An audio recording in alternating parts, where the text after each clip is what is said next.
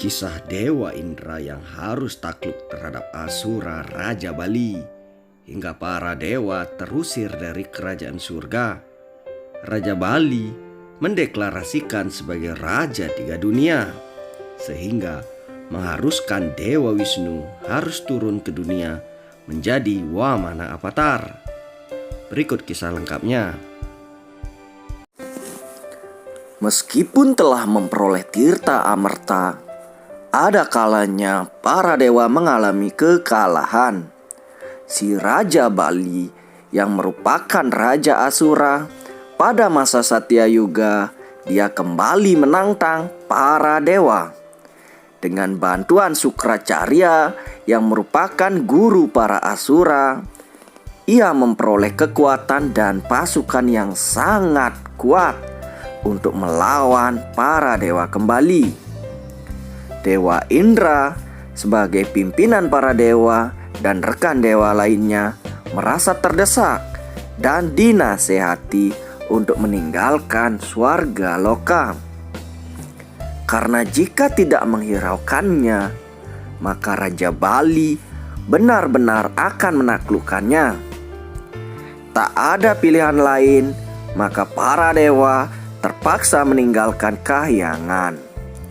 Dan Raja Bali mengangkat dirinya sebagai Raja Tiga Dunia: dunia manusia, dunia dewa, dan dunia alam baka. Di dunia manusia, Raja Bali meraih popularitas luar biasa di kalangan manusia oleh karena kemurahan hati beliau dan keadilannya. Raja Bali tidak memaksa manusia untuk tunduk padanya dengan cara anarkisme seperti raja-raja Asura sebelumnya. Sehingga meskipun raja, para dewa bukan lagi Dewa Indra, sebagian besar manusia tidak kecewa dan protes. Namun sebaliknya, di sisi Dewa Indra sendiri yang telah diusir dari kahyangan tidak suka terhadap kehadiran Raja Bali. Ia sempat beberapa kali meminta Trimurti, yakni Brahma, Wisnu, dan Siwa untuk mengambil tindakan. Akan tetapi Dewa Wisnu belum mau mengambil tindakan sampai tiba masanya ketika Raja Bali sudah mulai merasa bahwa ia adalah makhluk yang paling utama. Tak ada lagi makhluk yang lebih tinggi dari dirinya.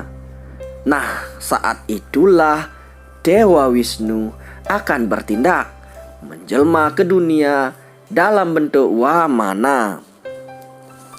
Wamana adalah awatara Wisnu yang kelima, turun pada masa Treta Yuga sebagai putra Aditi dan Kasyapa, seorang Brahmana. Wamana digambarkan dalam wujud orang kerdil yang memiliki dua tangan, masing-masing memegang kamandalu atau kendi dan payung. Atribut lainnya adalah cincin rumput kusa yang dipakai di jari ketiga, pustaka, rambutnya diikat dengan tali, memakai anting-anting, dan mengenakan cawat. Ia turun ke dunia guna menegakkan kebenaran dan memberi pelajaran kepada Raja Bali, seorang Asura cucu dari Prahlada. Raja Bali telah merebut surga dari kekuasaan Dewa Indra. Karena itu, Dewa Wisnu turun tangan dan menjelma ke dunia, memberi hukuman pada Raja Bali. Wamana Awatara dilukiskan sebagai Brahmana dengan raga anak kecil yang membawa payung. Wamana Awatara merupakan penjelmaan pertama Dewa Wisnu yang mengambil bentuk manusia lengkap, meskipun berwujud Brahmana mungil dan kerdil. Wamana kadang-kadang dikenal juga dengan sebutan Upendra. Kisah Wamana Awatara dimuat dalam kitab Begawata Purana.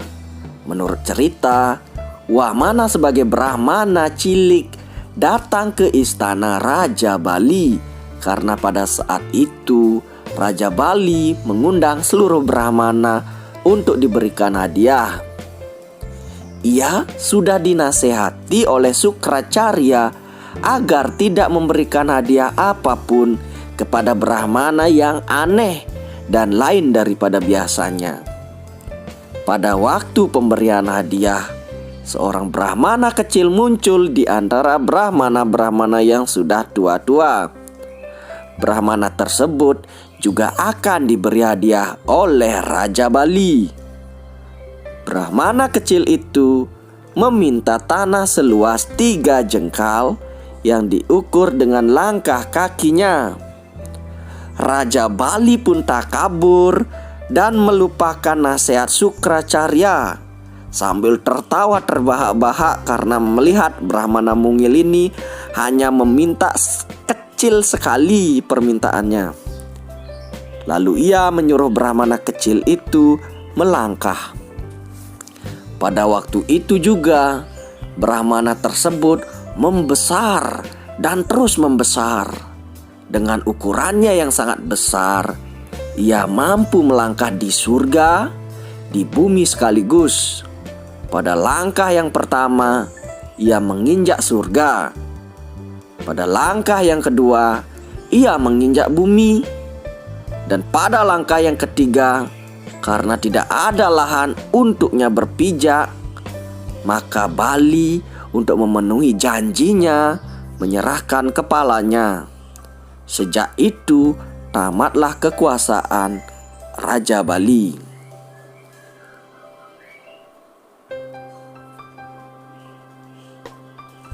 Wamana memberi pelajaran kepada Bali bahwa kesombongan dan keangkuhan harus ditinggalkan jika ingin mendapat kemajuan dalam hidup. Dan harta melimpah seharusnya tidak diminta sebagai anugerah, sebab kekayaan mudah lenyap.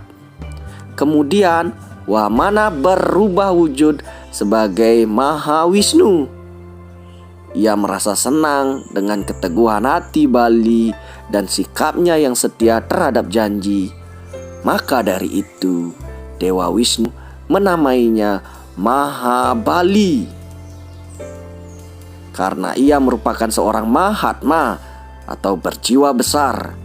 Ia mengizinkan Mahabali pergi menuju alam spiritual untuk bergabung dengan Prahlada kakeknya dan para raksasa lainnya.